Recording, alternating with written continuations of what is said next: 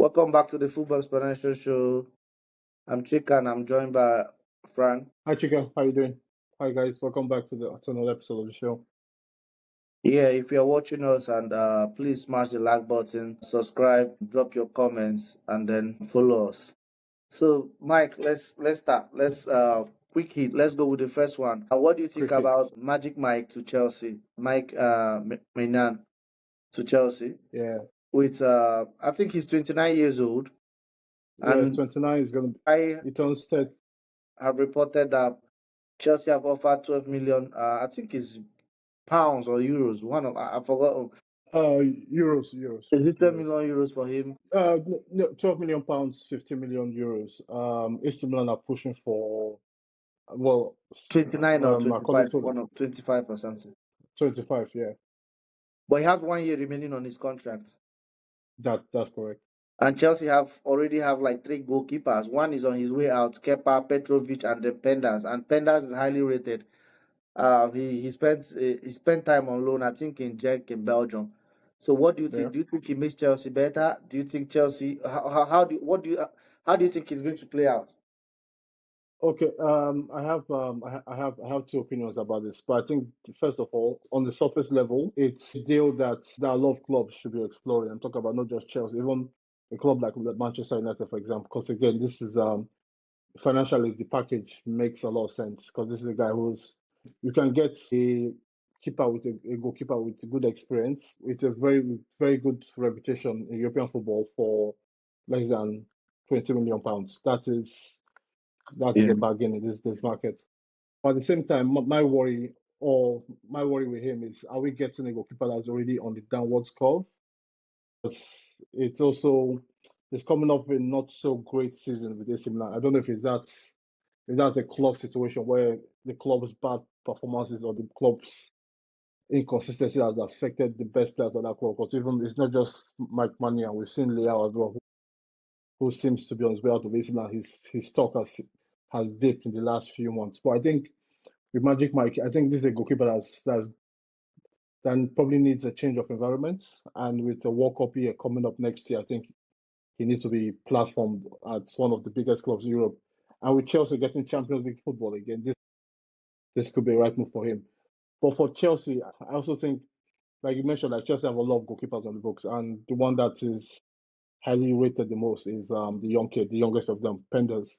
I think this is probably a bridge between an experienced goalkeeper that comes in for Chelsea, and it gives Penders a lot of time or a few more years to develop behind the spotlight into the keeper that the club hopes he could be. But I think overall, I like the deal. I think I like the deal. I have a few hesitations, but I like the deal because this is a guy because I would hate us going to the season without addressing this position because we cannot, despite him having a fantastic end of the season, Sanchez, but we cannot go into the season with Sanchez as the number one.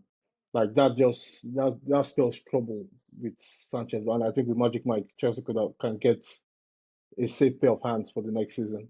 Let me give more context to it. Last season Chelsea finished fourth, and Sanchez had the third best save, made the third best saves in the Premier League at 73.6, which is very very good.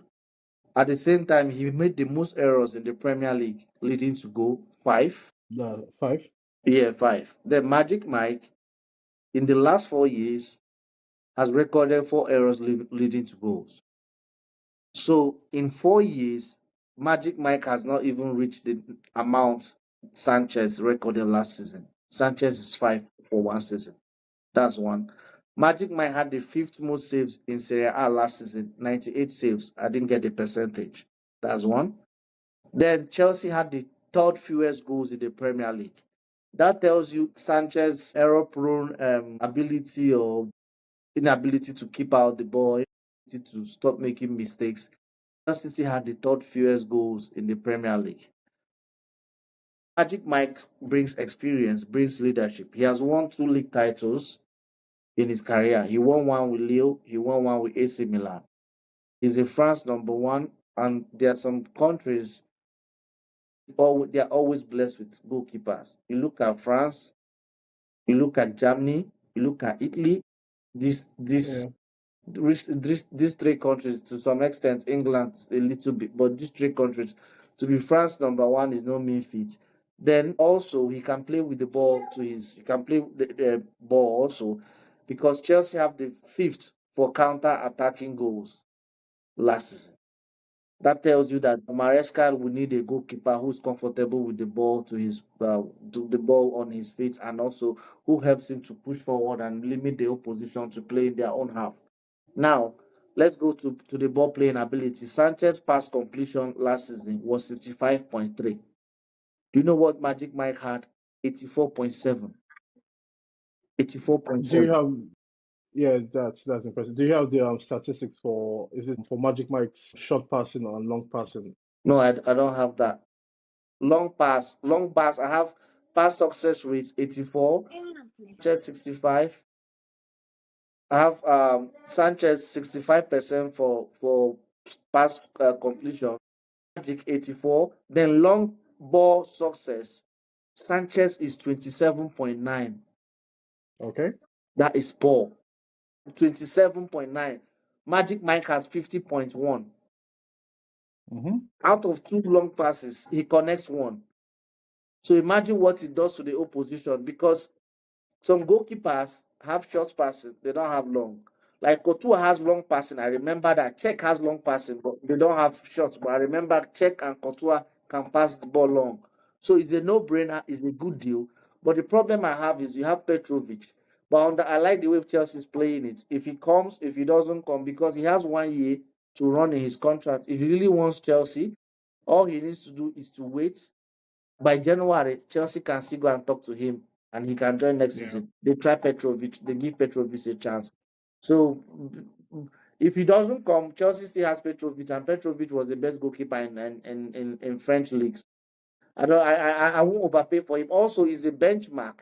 Now everybody's looking at Chelsea. How much are they going to pay for this guy? Because if Chelsea manage to get it at £30 million immediately, Emi Martinez is rumored to be considering Manchester United. That means they are not paying 20 something million. That means no matter how good you are, if you have 1 year remaining in your contract, people start pricing you below 20 million. Nobody's Yeah. going to buy. Courtois, Courtois was like 50 something, was 40 something, no, 30 something million euros, right? Yeah. But he had 1 year.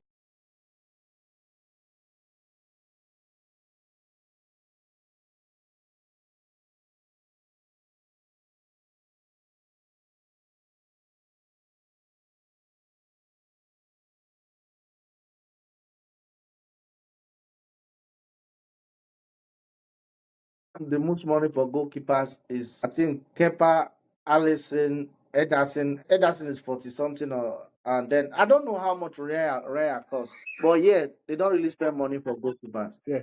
Yeah. But because as you're talking, I was thinking about it. Is it safe to say Magic Mike is one of the best international goalkeepers right now, amongst the best, amongst the bigger nations in Europe and South America, and also on in the continent in Africa? Because I'm thinking about, like, I think Manuel Neuer has gone into retirement, so that's test again with German national team. Yeah. Spain, they have this. Spain, it's Raya, it's Unai Simon. I'm not Raya is I'm decent, not but Unai, convinced. I'm not Portugal, convinced. I'm not really convinced Portugal with is Portugal also. I think it comes down to, in my opinion, it comes down to Magic Mike and Emilio Martinez. But goalkeeping standard have dropped rapidly. Is at all time low. Like in an era where he has Schmeichel, in an era where he has But can, but can those but can those guys play in today's? Because again, the landscape is different nowadays. Where if you're looking for a good goalkeeper these days, what a lot of teams tend to look at is they look at three categories. Are you a good shot stopper? Are you good with your distributions? And can you come out and claim high crosses? The best goalkeepers nowadays, they have all three. And it's hard to get a goalkeeper that, like Sanchez, for example. Sanchez is a good shot stopper. He comes out for crosses a lot, but his distribution is quite average. And Sanchez has this, when you say a player has an aura, like you yeah, see he has the aura, but with Sanchez has the opposite of that. You just see Sanchez and it's panic. He yeah, has panic, that. yeah, yeah. He invites. invites pressure to invite, always finds a way to invite pressure. And but with him, I don't mind if Chelsea go to next season with Magic Mike as the number one, Sanchez as the backup goalkeeper. I think that's I think we're strong in that department. Yeah. Okay, quickly, let's Yeah. go to the second one. Let's go to Osimhen. What's the links with Saudi Arabia? Can you give us more context? So this is breaking news before we just got onto record. The reports that Victor Osimhen has rejected a move to Saudi after agreeing I think somewhere between a 35 million euros per year contract with one of the Saudi clubs. Is reportedly turned it down.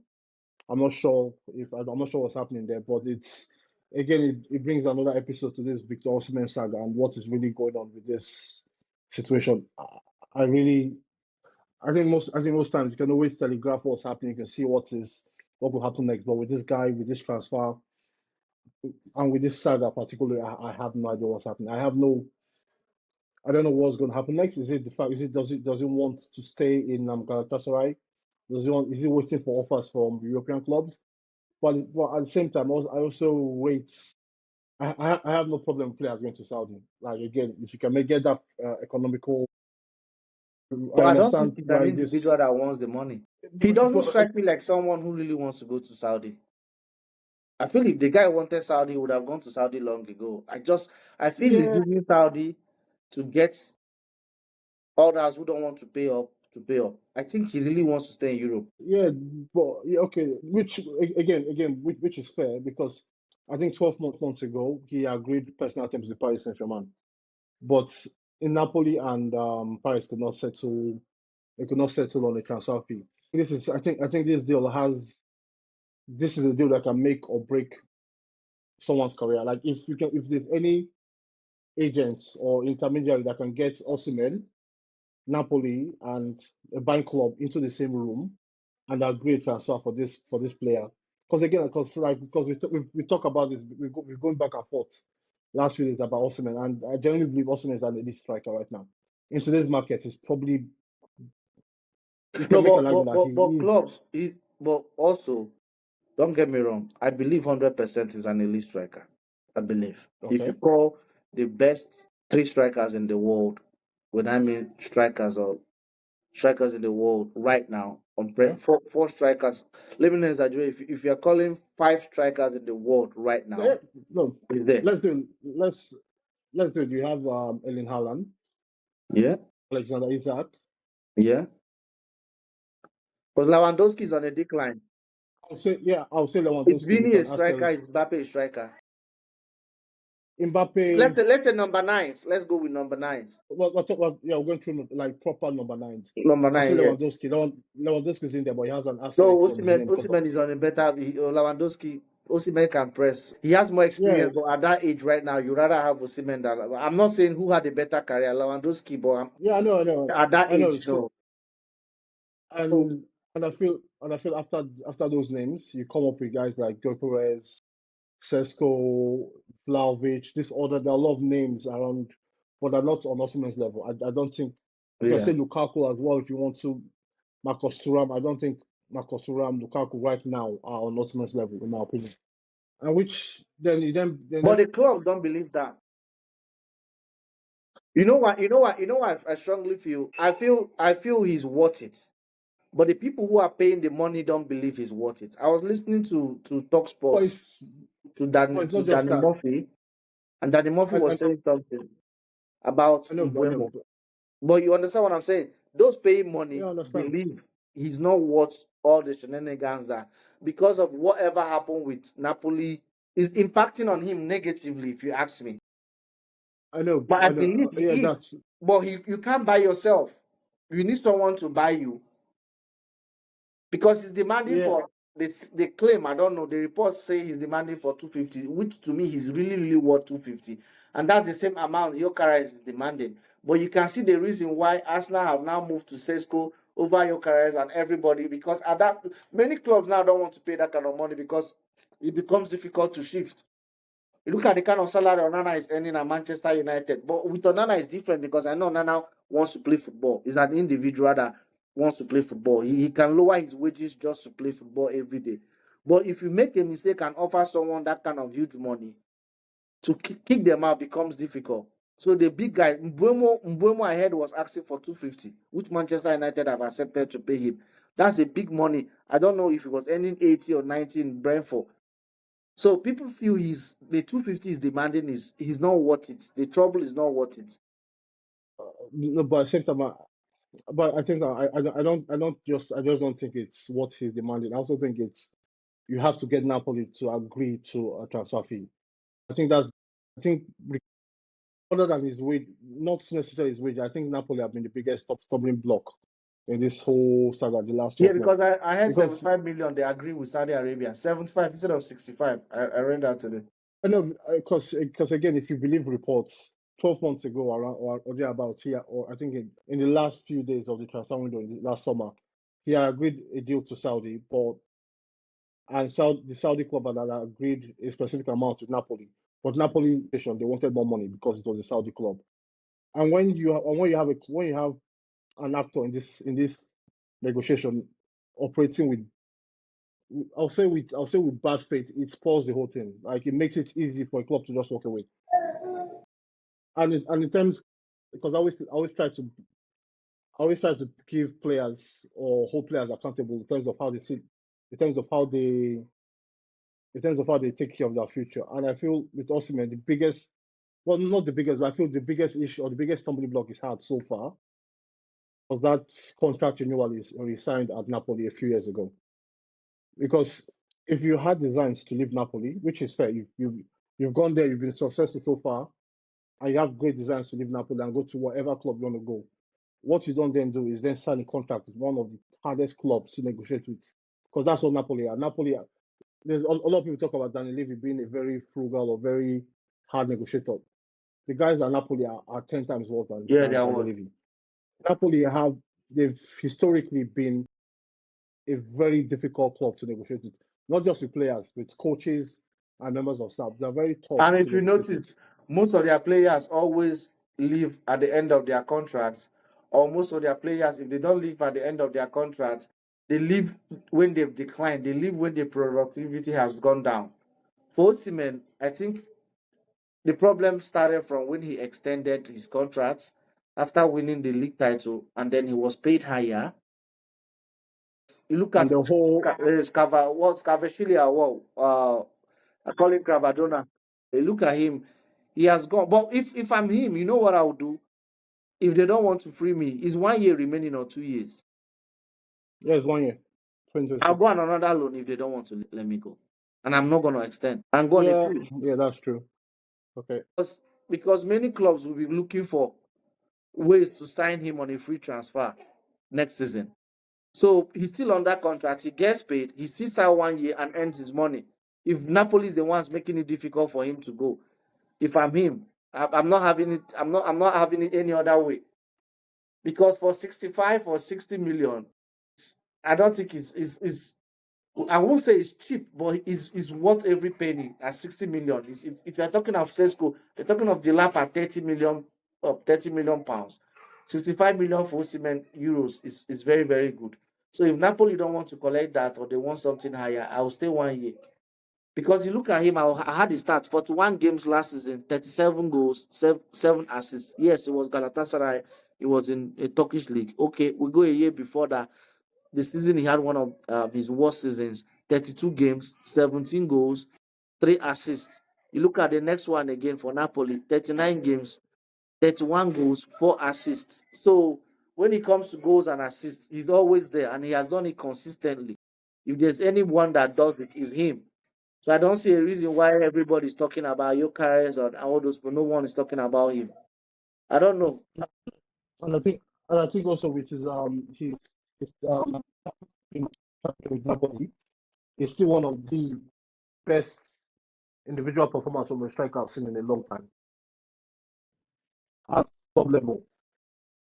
So it's just I just feel overall the whole saga is a bit unfortunate because this is a guy that we all believe is truly elite, and there just seems to be a lot of discussion around him that's affecting playing career, which is quite unfortunate. But at the same time, we obviously put Nigeria, so we want our best player right now to be at the biggest club, playing best football with the best players and enjoying it at the same time. So I think it's a very unfortunate situation.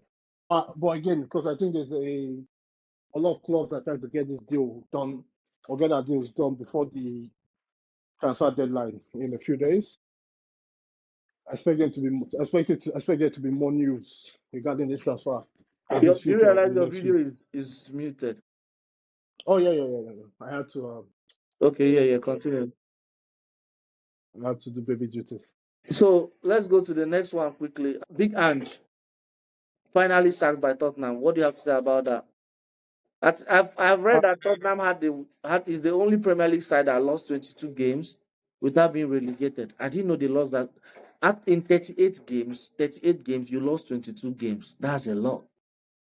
That means so it's the only I think there are only two teams that did not take points off Tottenham last season. I think it's Southampton and Manchester United. They lost or they drew to every other team in the Premier League last year. hmm, Because since this news broke out, there's been a lot of I think surprisingly there's been a lot of divided opinion around it because a lot of people see this as a bad move when sacking the manager who's just won the club's first trophy in a long time. But at the end of the day, you just have to look at Tottenham's standing in the Premier League, and it's enough. It's enough to make that decision. I know. Congratulations to you on the Europa League. You're forever going to be a legend. Well, not a legend at the club, but an icon at this club. You're going to remember that Tottenham as the guy who won that first European title in a long time. But at the end of the day, the form in the Premier League, not just this last season, but the form in the Premier League in the last 18 months, way back to 2 seasons ago, yeah. has been bad. It's been nowhere near good enough. And you can talk about the injuries, you can talk about players' form, transfer fees, and all that. But at the end of the day, when you have a team that's underperforming with some good players in that team who are also underperforming, you just have to bite that bullet. And what you don't want to or you don't want to get into the same situation with United last year where you see proof of a team struggling, but that's they win a cup and that covers the whole floor of that team. You extend out the coach's contract, you double down in terms of his signings, and you end up sacking that guy less than 3 months into the new season and close the club into a whole turmoil. So it's very. I think with him, I think with Ange can go away with his hell dead eye. He delivered what he said he was going to do. He delivered on what he said he was going to deliver. I always win in my second year. I think that is going to be remembered for a long time. I'm sure he will bounce back quickly enough. But with Tottenham, they have to look to the future, and the future is not with Ange Postecoglou. He started very, very well. I think he won the first seven. He won like out of 10 games, he won No, he seven. won ten. No, no. The first 10, he won 10 out of 10. The first 10. Damn. I And think he got. Yeah, I think he got two or three manager of the month awards in the first 6 months in the Premier League. So it's really started well. It was very because at the same time they had lost Harry Kane. So this is a Tottenham without Harry Kane. I think then it just then I think the biggest turning point for him was that Chelsea game where they lose 4-1. I think they got two guys sent off, and from then on it's just the whole thing has just snowballed into a bigger problem where it doesn't. but I didn't like his press conference. It was becoming toxic. He was making it look like he protected his players though, because I don't think he threw Which them at the box and all those. But he protected so many of those players because I expected and him to criticize them a lot of time. He yeah protected. and and I think for the first time in a long time it's rare you see a lot of players come out publicly and they show their appreciation for the job he did for them personally and how much he helped that game. But at the same time, I look at it like there's nowhere the club should do. The club went through a bad period last year. I understand protecting your players, but I don't. I feel I think in more ways than not, overprotected them because I think a lot of players were underperforming that team last season in the Premier League. And when you get a guy that just which you can say is commendable, but at the same time, a lot of players at that Tottenham team they really need to look in the mirror and decide where they how they want their futures to go. Because I'm talking about guys like Bissouma, Madison, like Romero, your guy, Destiny Doji, all those guys, they've all severely underperformed. Pedro Pro, they've all severely underperformed. And it'll be interesting to see who's the new guy coming in. All the streets are saying Pochettino, which No, that was Frank. I don't. I Tom, hate it. I hate it. I don't. But I'll be so if I'm them, I'll be so excited. Thomas Frank. Because do you know I was looking at Thomas Frank? Do you know I was looking at Thomas Frank? You know, he used to be No, I see it's one of my do you know favorite coaches that he around. has changed the way Brentford plays from when they were Yeah, promoted I know. to now? They were very, very Yeah. defensively solid. They weren't really playing with Gale and they were not all that. It wasn't really entertaining. And it was very, very basic. It was extremely basic, like Marco Silva. It was survival football where they came into the Premier League new. They had to survive in the Premier League. They played on the margins, but over time it's found a way to add layers of creativity, add layers of goals into that team. And like last season, it's the only three teams, I think four teams in European top five that had three players that scored more than 10 goals each. And I think that's Barcelona, Bayern Munich, and Brentford. I don't know if I don't think PSG had one, but and that shows it shows an attacking mindset, an attacking philosophy, and I think most importantly, a manager that knows how to get the best out of players over time. But I think I think I'll give, maybe I'm wrong. Since the time he was promoted to the Premier League, I think he's the best gets to getting the best out from his players Yeah, or making, because I yeah, look at all of them. yeah, You think let me give you an example. Look at Damsgaard. I think yeah. It's Danish. Danish. You look at the season, he was exceptional compared to seasons. You look Yeah, at the way he played this season. You look at the way he kept Coyote on the bench for a very long time, more than 6 months or whatever. He has introduced them. yeah. You look at it good. You look at Raya. Raya progressed till he left. He got better. That's another one. There's a guy I like also, Luis Potter. I used to see him I think he used to play on the left side. Now he's playing the He came as a left wing purchase, but he's eventually moved to more wing back, left back position. player now. And Yeah. yeah, also think another thing to add on Thomas Frank is not just his philosophy, or I think overall as a man manager, he's one of the best around. Where if you listen to a lot of people talk about him at Brentford, a lot of people around the club, he's built a real family at that club. But of course, he's had the advantage of being at the club for a long time.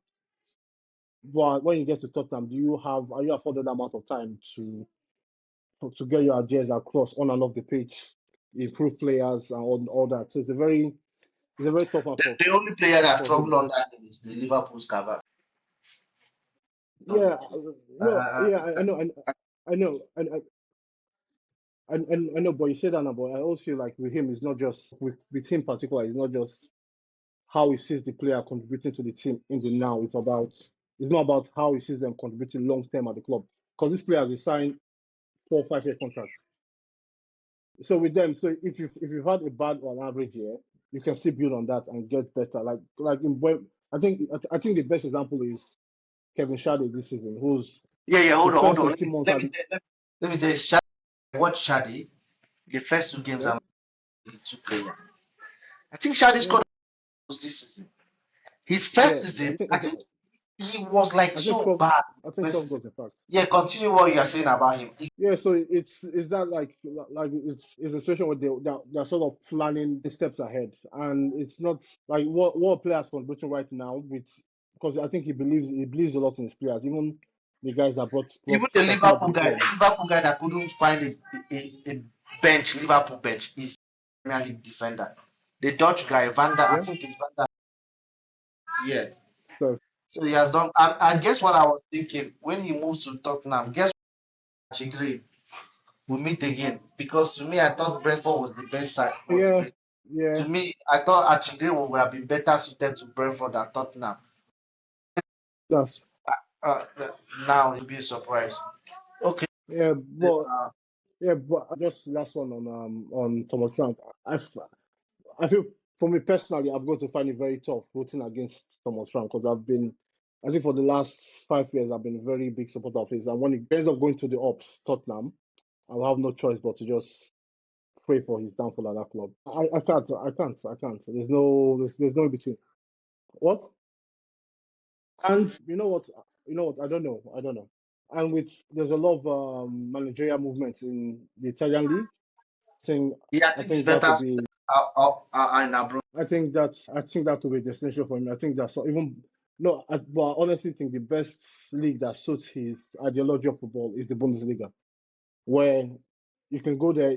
The games they don't care about defending, score the goals you want to score, leave the space. You play the highest of lines, transition football. You He go there. famously said he doesn't care about corner kicks. And I'm like, how do you Yeah, say that? It's like no, it's he doesn't practice it. I don't care about that. It's part of the game. You see that. John Terry no. was Terry was scoring like 5 goals every season. So he had But to a lot. but also I think to be fair to him, when it really came down to it, when it came down to a game, one particular game, 90 minutes for the club's history, for the club's legacy in a European final, I think he adjusted when it really Yeah, mattered just the most, yeah. and Before that, that's yeah, exactly. That's true, and I feel at the end of the day that could also it could help him in the long term where it showed him because I think because sometimes when you because again you everyone has a plan to get punched in the face, and how do you react from that? How do you like you said he protected a lot of those players at that club. I think some of them hid behind him, taking all the bullets for them. So, but I think I have no doubt he's going to get a decent job in the next few months, even probably in the next month or so.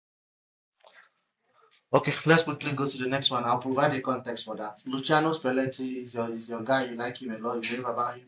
I didn't really like him because when he was in AS Roma, I felt he underachieved the back then in AS Roma. He didn't win Yeah, any title.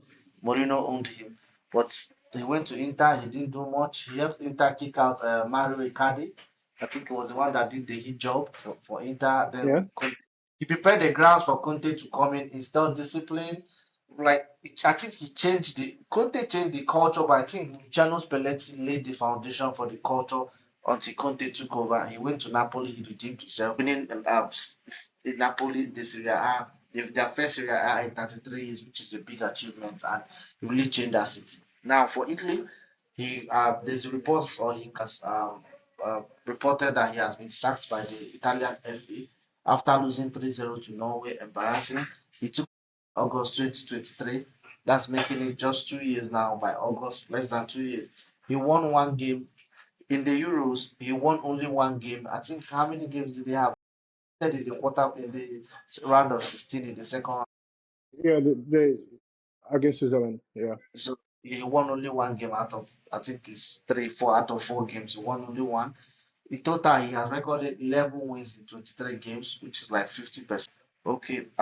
He was knocked out by Germany in the quarterfinals of the UEFA Nations League 5-4. So the funny thing is, Italy have not the World Cup. for 2 years. The last the last they've missed out the last two World Cups. In fact, since the last won the World Cup in 2006, they've not played beyond the group stage since then. Yeah, because Marcelo Lippi Uh, came back stage. yeah, Uh, but but also in that same token, they've also appeared in two European Cup, in two Euro finals. Lost one, winning the last one against England. So, but again, I think a lot of people, like you said, like you talked about Spalletti, but I think this issue is bigger than Spalletti. This is an Italian football problem, and I think in the last few years we've seen managers like Mancini. I think Mancini he won the Euros there. He had a bit of success, but even at a point, he got to a point where he could not get good results for that national team, and he opted to leave for I think for Saudi Saudi Arabia. Arabia or I for think Saudi Arabia. I think he has been sacked also. Yeah, he's since then left. But I think the big issue with Italian football is you look at countries like Spain, France, guys like Olise, Cherki, Desiree Doué, Bracola, Pedri, Yamal, and look at the guys on the Italian roster. Where are those kind of players there? Who are the Italian super?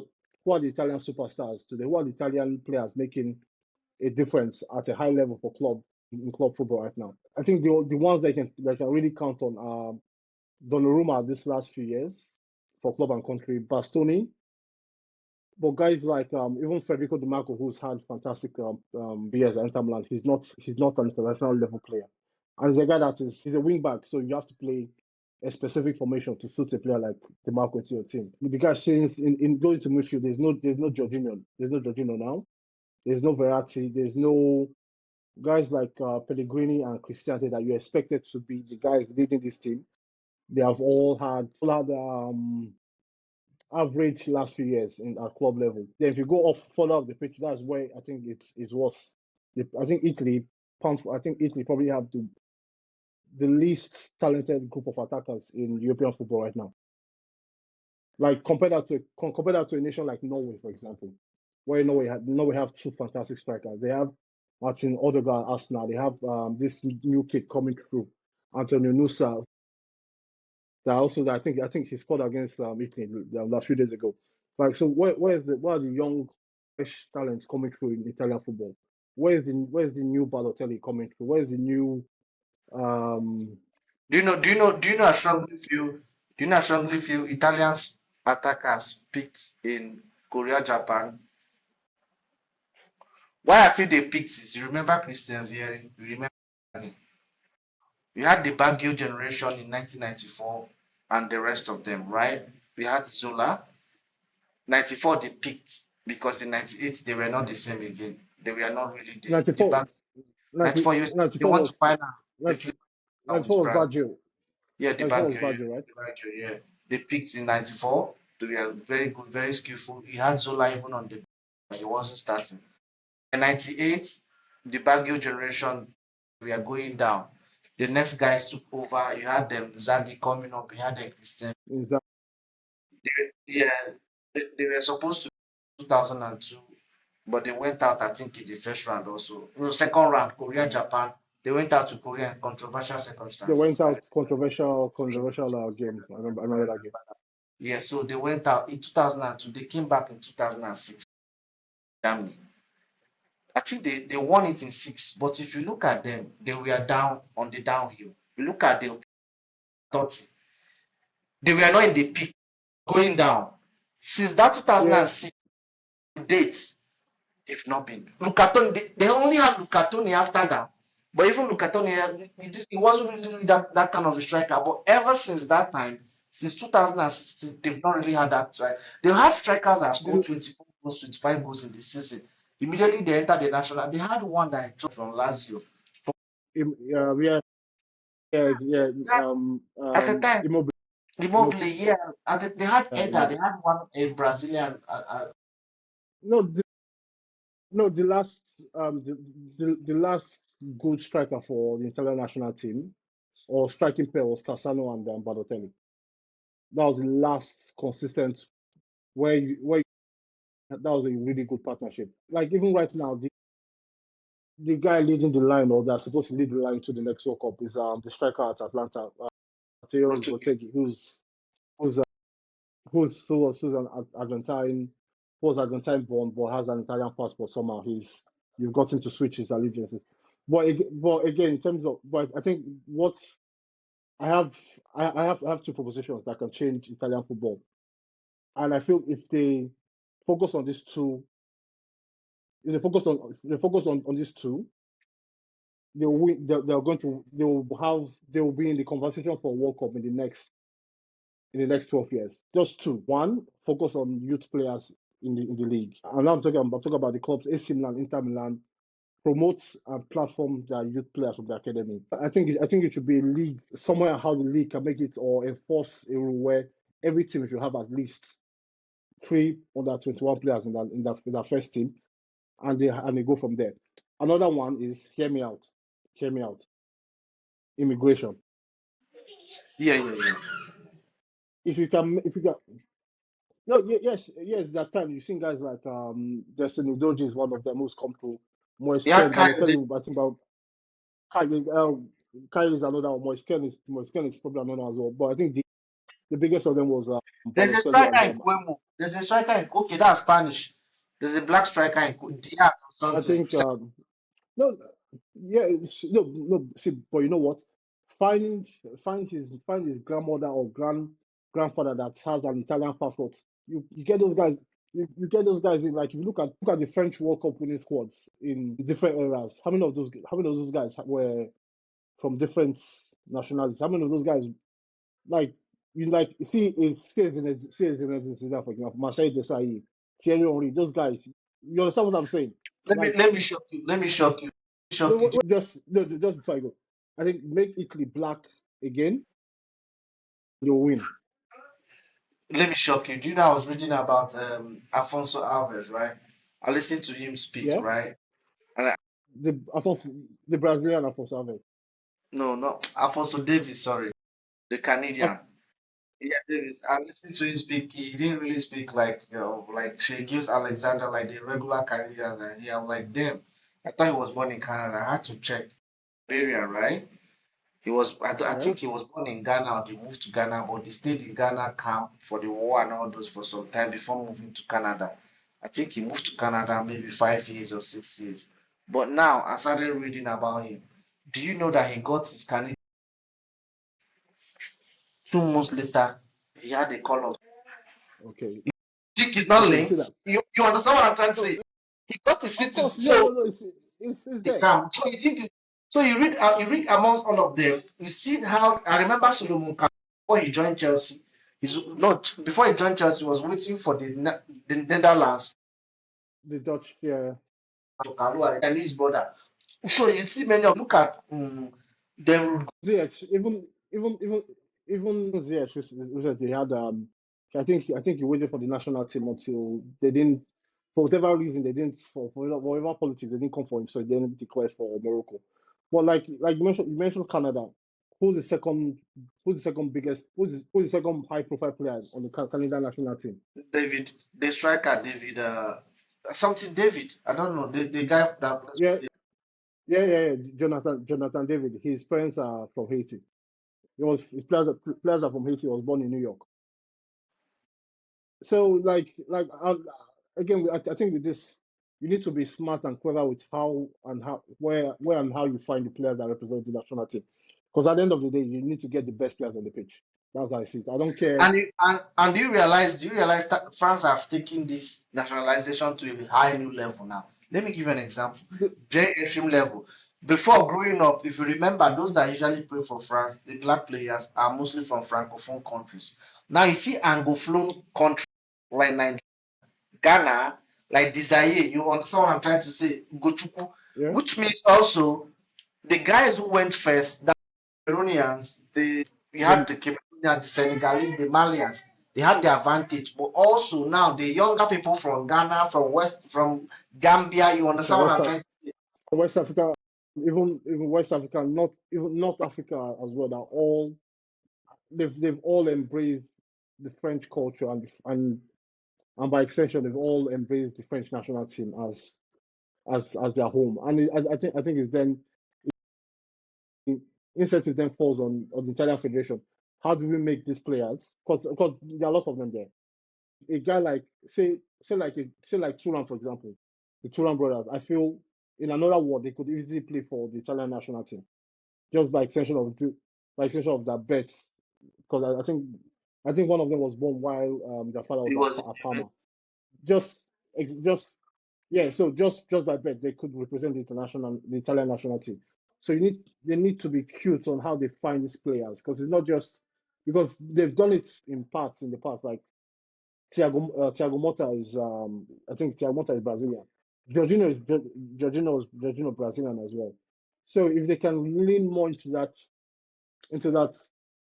yeah, exactly. If they can lean more into that recruitment of players for the national team, and at the same time prioritize the youth players within the league, Italy will have a good national team in no time. You know, Trezeguet. But for it's like if you really look at all these players that have made it big international football, very few of them. I think most of them have interesting heritage background, and it's not just it's not straightforward. Like even the English national team, for example, look at guys like Rio Ferdinand, guys like Raheem Sterling. These are all even one of the even I think the vice captain right now, Declan Rice. Declan Rice. I think he made a few appearances for the Irish national team. Yeah, yeah. I was surprised to hear that. So Campbell's father was Jamaican. I didn't. I thought.